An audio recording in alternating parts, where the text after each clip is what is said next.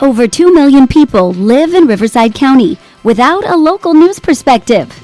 Until now. Spirit of Innovation, bringing you the need to know and good to know local regional county news, creating community and inspiration for business and residents.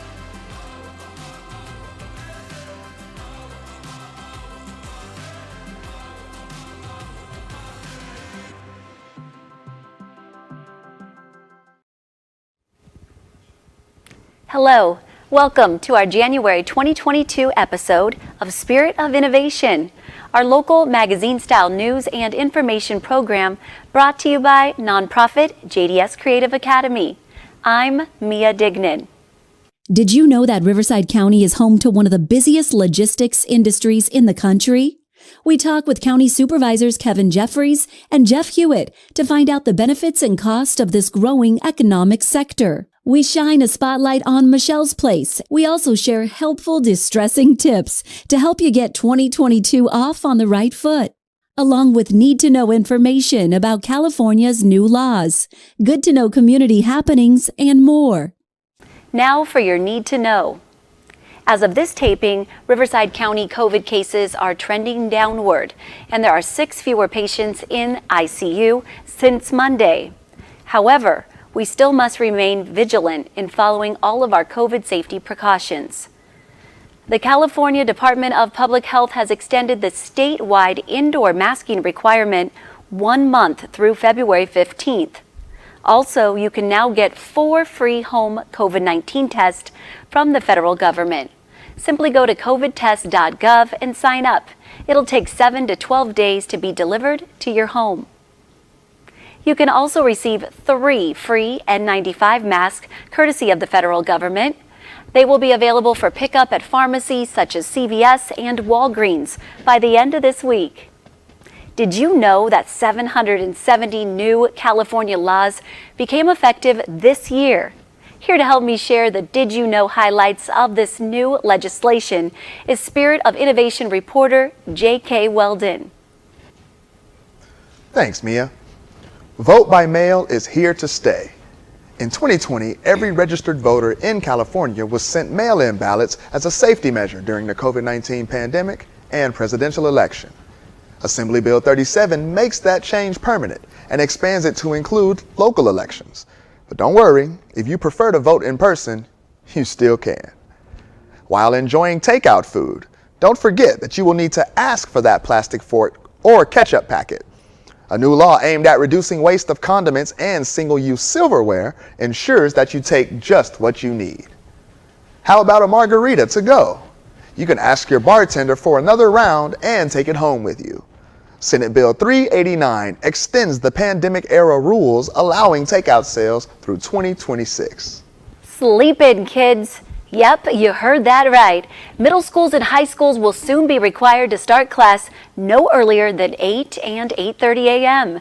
Fans of this new law say preteens and teenagers need the extra sleep for their health and their development. The new legislation will impact the 2022-23 school year. And minimum wage is bumping up. California businesses with 26 or more employees are now required to pay a minimum wage of $15 per hour, and 25 or under minimum wage is $14 per hour. The federal rate is only $7.25 an hour. How about health care in a timely fashion? SB 221 requires insurance companies to reduce wait times for substance abuse treatment and to provide timely follow-up care to patients' needs. Senate Bill 803 trims the necessary training needed for barbers and cosmetologists to only 1,000 hours. This reduction from 1,500 hours will allow them to get to work sooner in their trade and cut down on debt costs. And if you plan on toy shopping at Target or other major retailers, they will now include a gender-neutral toy section. AB 1084 requires these stores not to specify girls versus boys toys. And composting is now a must for California residents, restaurants, and businesses. Thanks to Senate Bill 1383, you will have some time to get used to sorting organic waste products while the program rolls out in various cities. No fines will be issued until 2024. There is a new duplex law. Senate Bill 9 makes it easier to split a property into a duplex by removing some of the previous red tape. Supporters say that this helps the state's housing crisis by adding more residential units. And good news for the ladies. Women menstrual products will mandatorily be stocked in all restrooms in public schools, grades 6 through 12, community colleges, and public universities. Those are just a few of the laws going into effect this year. We have links to more on our website. Did you know that February is National Cancer Prevention Month? In recognition of the many lives that have been impacted by cancer, Spirit of Innovation takes you to the Riverside County's only Cancer Resource Center, and it's right here in Temecula.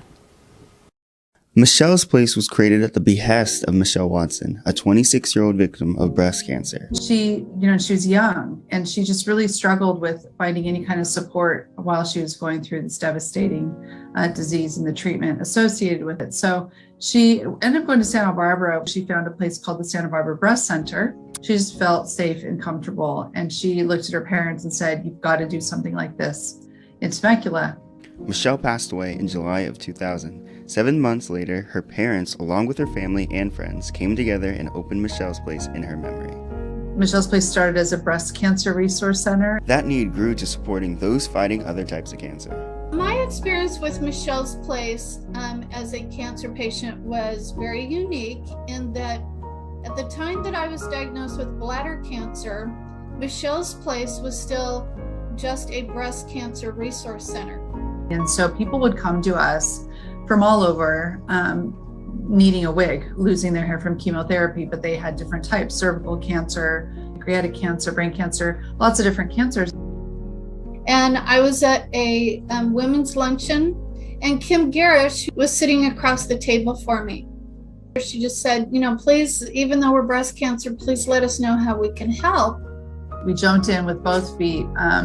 Very fortunate. Again, this is where the community is. They're so giving. It's humbling on a regular basis how much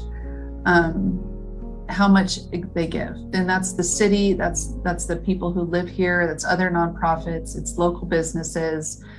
Everyone gives. To meet the growing needs of the community, Michelle's Place raised over $1 million to buy a larger building where they could provide more resources and expand their services. So there are all kinds of support groups at Michelle's Place. Some of them are cancer specific, some of them are age specific. But if they don't have a support group for you, they will create one.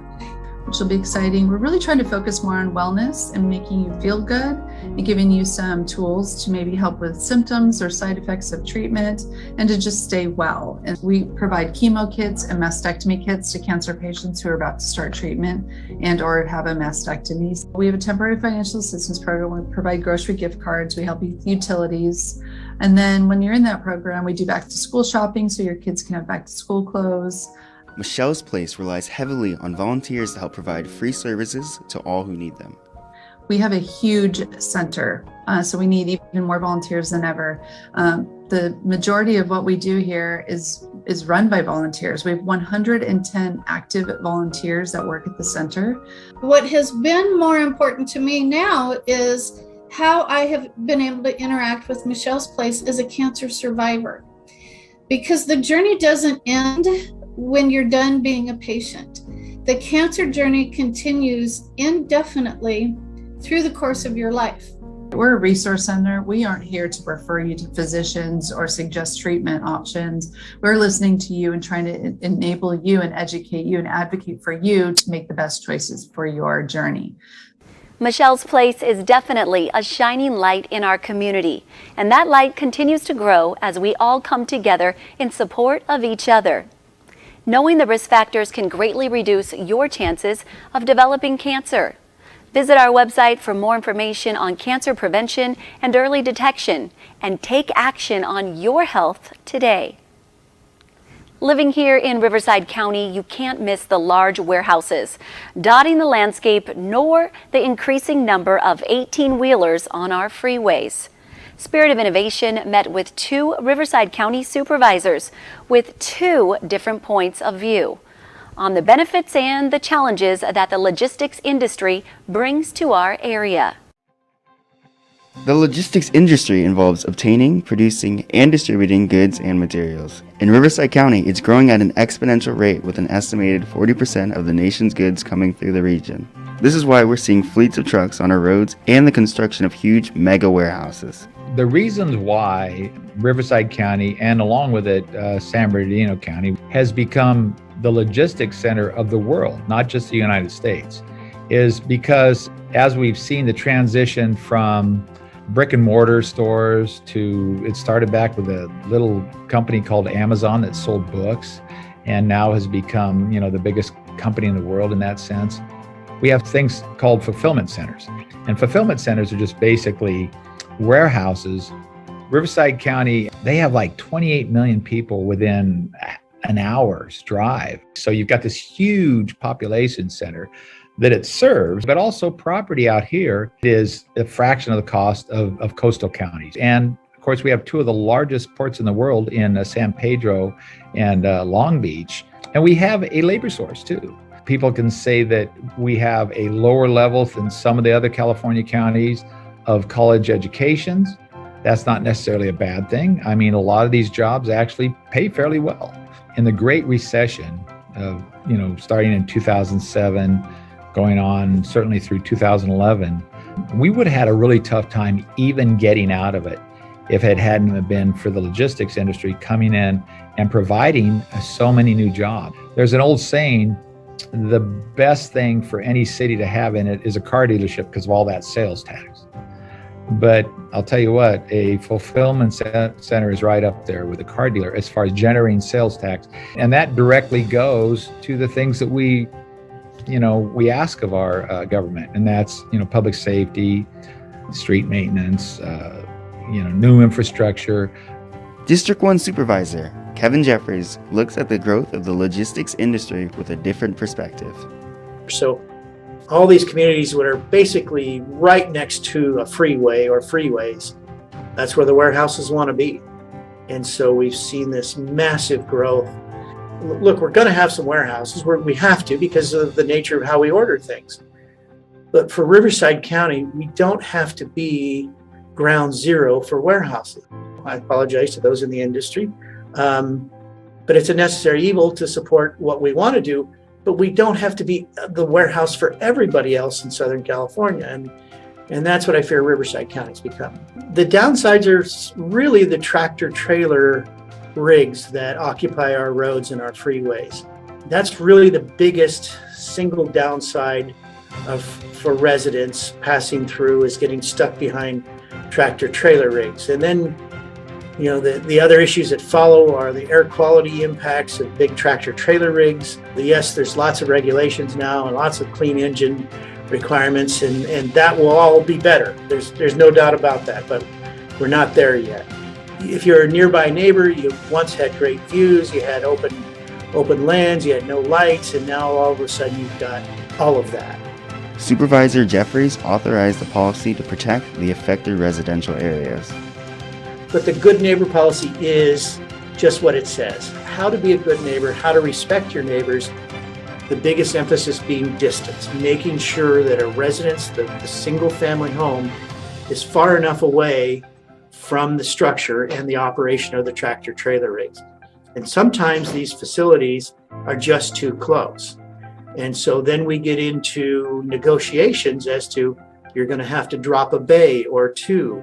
You're going to have to put up sound walls to prevent noise from carrying over. Or conversely, maybe you need to go talk to the neighbor and buy them out and buy their property. And they incorporate the property into their development, and that particular issue goes away. As the logistics sector continues to grow, it's good to know our county supervisors are keeping an eye on the economic and quality of life. So, what do you think of the growth of the logistics industry in Riverside County? Has it impacted you in any way? We would like to hear about it. Find us on social media using the hashtag JDSFamily and send a DM. Now it's time for our Good to Know, where we talk about community events, heartwarming news, and just general good to know topics and information. Here's JDS Creative Academy intern Aaron Perris to start us off.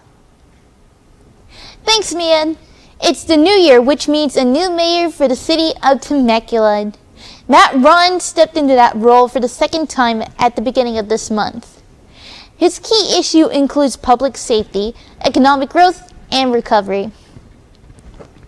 The Center for Autism and Related Disorders is looking for more dedicated team members. They're looking for more dedicated team members to work at their treatment centers. Apply at the website on your screen. The Red Cross currently has the worst blood shortage in over a decade and urgently needs blood donors. The city of Temecula will be hosting a blood drive on February 1st at the Temecula City Hall Conference Center. You must make an appointment before donating. You can also make a blood donation at any time at LifeStream's Murrieta Donor Center, and if you donate between now and February 28th, you'll receive a new branded t-shirt. Congratulations to Loma Linda University Health Hospitals, which include the Loma Linda Medical Center in Murrieta, for receiving the Get With the Guidelines Resuscitation and Stroke Quality Achievement Awards. These American Heart and Stroke Association's awards designate the hospitals as exemplary in their high standards of care. The pandemic has created hardships for people all over, and Riverside County has programs to help. If you or someone you know is at risk of becoming homeless, check out Home Connect, which offers resources, housing navigation, and community assistance referrals. And those needing help paying utility bills can connect with the county's Community Action Partnership, also known as CAP Riverside. Their income-based utility assistance programs can offset steep bills. We're heading into tax season, and CAP Riverside has that covered too. They host the Volunteer Income Tax Assistance Program, which provides free tax preparation for low to moderate income families. They also need volunteer tax preparers. Contact CAP Riverside to help out. Trauma Intervention Programs Incorporated also need volunteers to provide emotional support to victims of traumatic events. Their training classes start February 16th at the KPC Global Medical Center in Menifee. Summer will be here before we know it, and with that comes job opportunities to work as a lifeguard. Obtaining a Red Cross certification is the first step, and the city of Temecula offers classes. The next session starts February 18th. DigiFest Temecula 2022 is in full preparation for the 6th annual 3-day festival, conference, and competition. Dates are locked in for April 2022. DigiFest Temecula is currently accepting submission entries for the 2022 Digital Media Competition. Check this out to find out more. We have top industry judges evaluating DigiFest submissions. They include animator and artist Von Fan, whose work has been seen in Aquaman and Harry Potter films, an Emmy-nominated director, producer, and a film development executive who's worked with Mel Brooks and Spike Lee. So get those entries in. Over to you, Mia. Thanks, Aaron. There's always so much happening here at JDS Studios. JDS Creative Academy kicks off their visual and performing arts classes this week. It's not too late to join in on the fun. We have fashion and backstage production on Wednesdays, and then script writing classes start back up on Monday, January 31st. Check this out.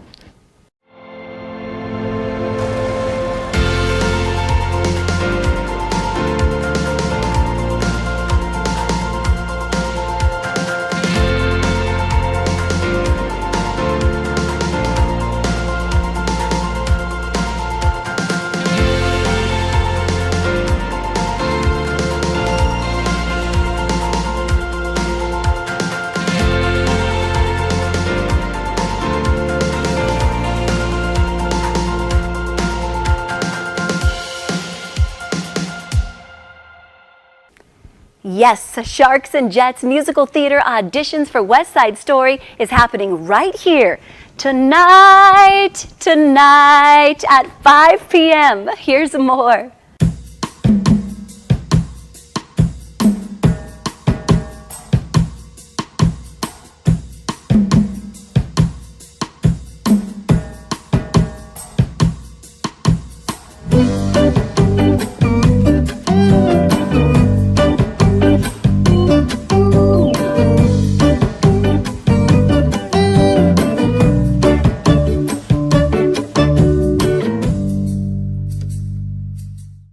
If you can join us this week, don't worry. New students can begin anytime over the next few weeks.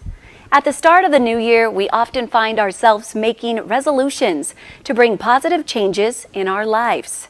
Last month, Spirit of Innovation brought you tips on how to declutter around the home. Now it's time to focus on reducing the mental clutter caused by stress. This month, I talked with a therapist and also a life coach who offer valuable insight and solutions. Since the beginning of the COVID-19 pandemic, surveys have reported a growing number of adults in the U.S. experiencing symptoms of stress.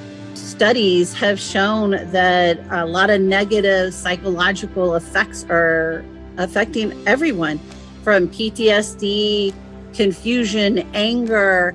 With this pandemic, being quarantined makes it very stressful for people. They can't go out.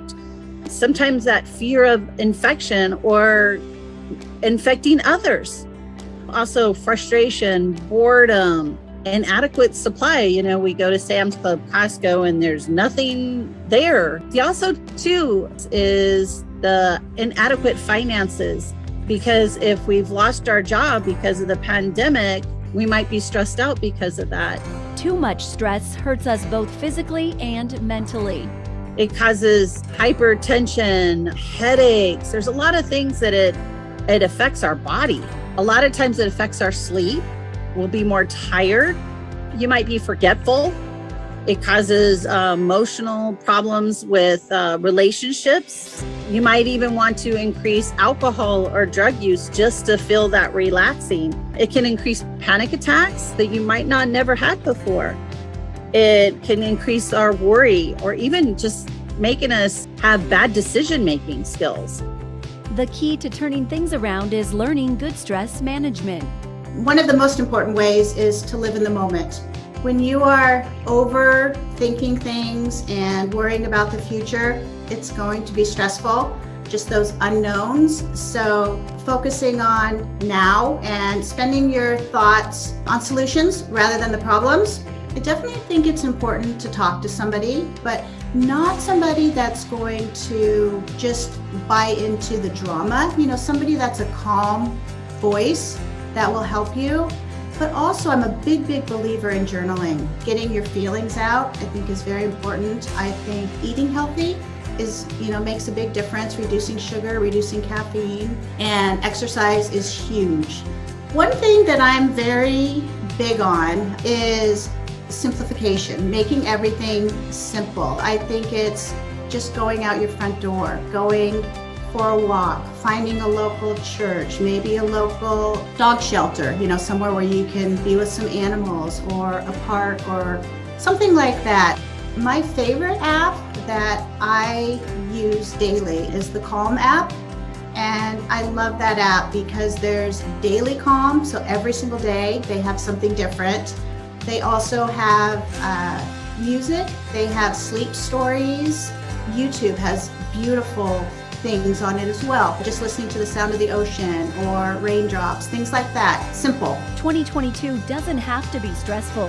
Focusing on the simple solutions that work for you will make sure your new year starts off right. Those are some great tips. Check out our website for links to more stress-busting resources. Thank you to all of our viewers for joining us for this episode of Spirit of Innovation. You can find Spirit of Innovation on Rivco TV, local Murrieta and Temecula stations, and YouTube. Be sure to follow us on social media using the hashtag JDSFamily to keep up with everything that's happening here in the studio and in Riverside County. Kudos out to JDS Creative Academy founder Diane Strand. She was named chair of Temecula's State of the City Committee. We also want to thank the Temecula Valley Chamber of Commerce for their nomination of JDS Video and Media Productions for Business of the Year, and also JDS Creative Academy's nomination for Nonprofit of the Year. Congratulations to my hashtag JDS family, and fingers crossed we win. Don't miss the SOI training crew on radio station 102.5 The Vine, 7 days a week with the JDS Creative Academy Community Spotlight. You can also catch the SOI crew live streaming episodes of the SOI Update and co-hosting our new podcast, SOI Talk. It's coming out soon. Our next Spirit of Innovation episode drops February 24th. Until then, SOI out.